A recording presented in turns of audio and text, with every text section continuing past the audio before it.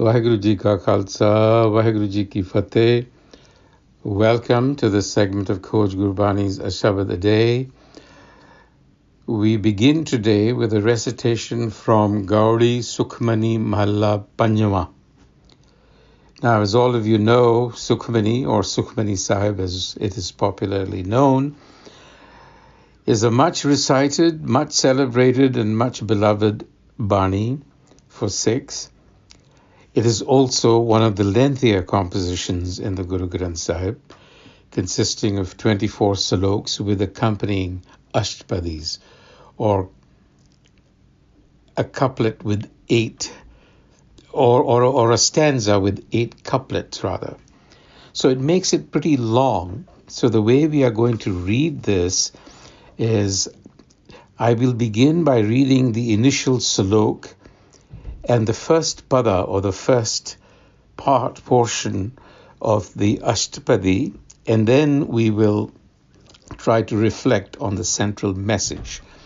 Because if I try to read every line and then translate it, we'd be here for a long time, and in the interest of time, we'll try not to do that. So I will begin with a recitation of just the slok and the first couplet, first pada.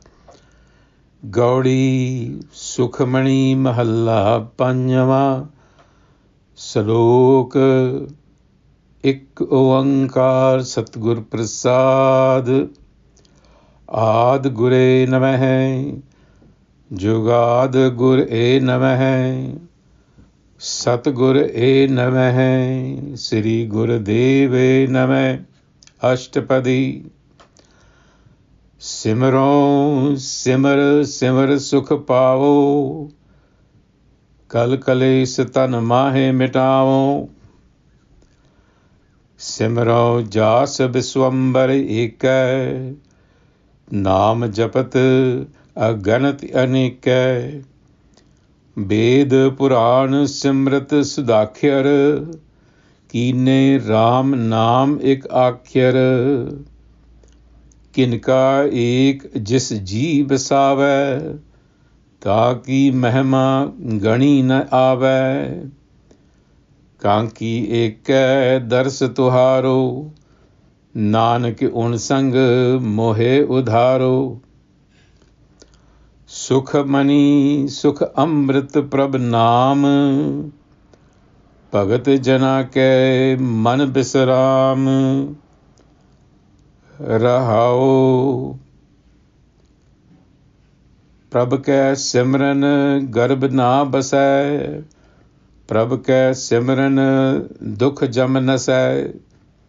प्रभ कै सिमरन काल पर हरै, प्रभ कै सिमरन दुश्मन टरै।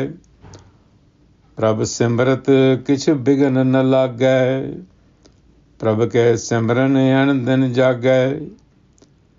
प्रभ कै सिमरन भाव न व्यापै, प्रभ कै सिमरन दुख न संतापै।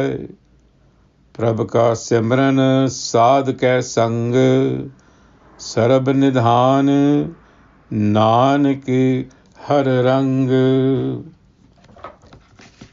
So at the very outset, Guru Arjan is highlighting the root problem of human existence as it is seen within the Indian spiritual traditions, which includes Sikhism. And the problem is the presence of kal kales within the body and mind. Kal kales tan mahe mitavo. That's the objective, to remove kal kales. And that is the opposite of sukh. So sukh pavo. So what exactly is kal kales that has to be overcome, which are present within the mind-body apparatus, and that prevent the experience of sukh? So these are innate mental states that are formed by desires, attachments, fallacious thinking, and these cloud the mind with a sense of dukh, which is the opposite of sukh, which means a state where things don't appear satisfactory. So the universal goal here that the Guru is spelling out is to overcome these kaleshas so the mind can experience and function within its natural and pristine state. And that if you wish to experience sukh, then live mindfully in self-awareness, Simran. Simran is both the goal and the activity here. It literally means remembrance, but I have used the term awareness, living in awareness of the self, and practicing attention, remembrance, to get into that state of awareness. And that is what the first Ashtapadi begins with. And prior to that, the invocation in the Salok is to the Guru. Aadh Gure Nameh. Salutations to that primordial Guru Enlightener. Jugad Gure Nameh. Salutations to that Guru Enlightener who is eternal. Sat Gure Nameh, Sri Gurudeva Nameh. So salutations to the truth, salutations to the wisdom that is resplendent in the universe that we call Gur, the dispeller of darkness. Again, like in Bhavan Akhri, the Guru is central in Sikhi. It is the knowledge principle that we need to grasp through Simran. So Simran actually is the word in the first person. I live in self-awareness. Simran, simar sukh pamo.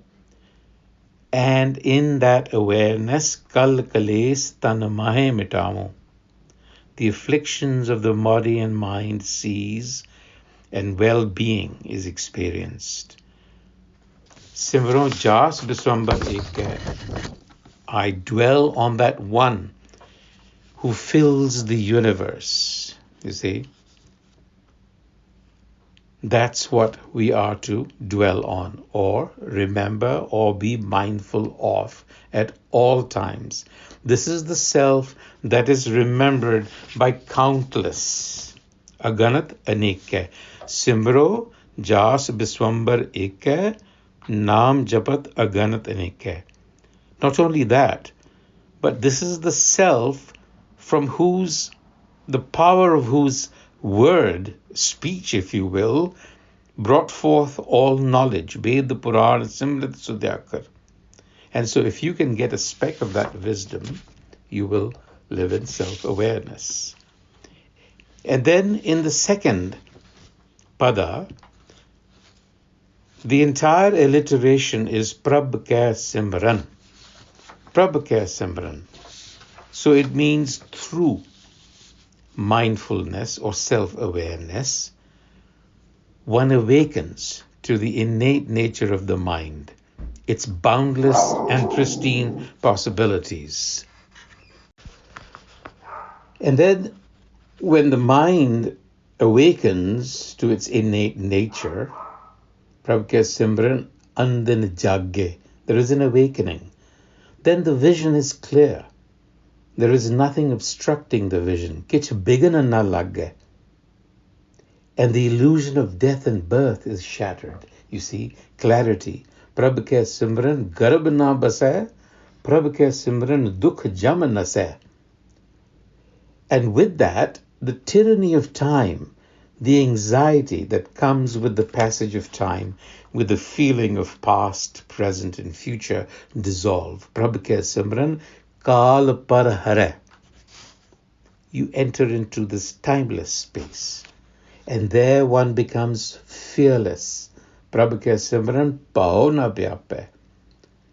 So in this pada, the Guru reminds us that this treasure of mindfulness or self-awareness comes from the sadh, the accomplished one who has accomplished this self-awareness. And this is a reference to the Guru.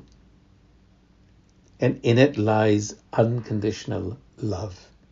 प्रभ के सिमरन साध के संग SERB निधान नानक हर रंग. This is central to Sukhmani. And then, in the subsequent Ashtapadis, all the way, in the Padas rather, in the first Ashtapadi, the Guru talks about the practice of self-awareness as taught by the Guru Enlightener. He says, this teaching of the Guru Enlightener actually is the essence of all knowledge and discernment. Prabhu ke simran, gyan, dhyan, tat buddh, discernment of the essence of things. It is the essence of all religious practice and ritual. Prabhu ke simran, jap tap puja. Prabhu ke simran, birse duja. That is, the errors of the mind, the misapprehensions of the mind are cleared. And so Nanak says in this pada, Nanak taake lagon pae. I would throw myself at the feet of such a person who lives in that state of self-awareness. And that theme continues in the 4th, 5th, and 6th padas, where the Guru says that the path of Simran is the most excellent. Prabhu ka Simran sabate ucha, because it meets all expectations. Prabhu ke Simran puran asa. It restores the purity of the mind and lodges self-knowledge in the heart. Amrit naam rid mahe samai. And so from such an accomplished one, such self-knowledge emerges. Prabhuji basai sadhki rasana. The tongue literally, but the mind. And then those who are blessed with this treasure of Naam, the Guru now speaks about them. He says they are blessed, dhanavante. They are worthy of honor, patavante. And they are natural leaders of humanity. Say purkh pradhan. They are sovereign. Now you see, we don't need external authority. We are sovereign by nature. So the Guru says they are independent and sovereign. Their sovereignty comes from their identification with the self. Sarab ke rajye and behemutaje. But they're always in the service of humanity. Paropakari. And these are individuals or people who are worthy of our emulation. Balihari, meaning I sacrifice myself to them. In other words, I emulate them. I would like to emulate them, and they radiate goodness and peace. Mukha suhave. They are possessed of excellence in speech, har gun bani, and qualities.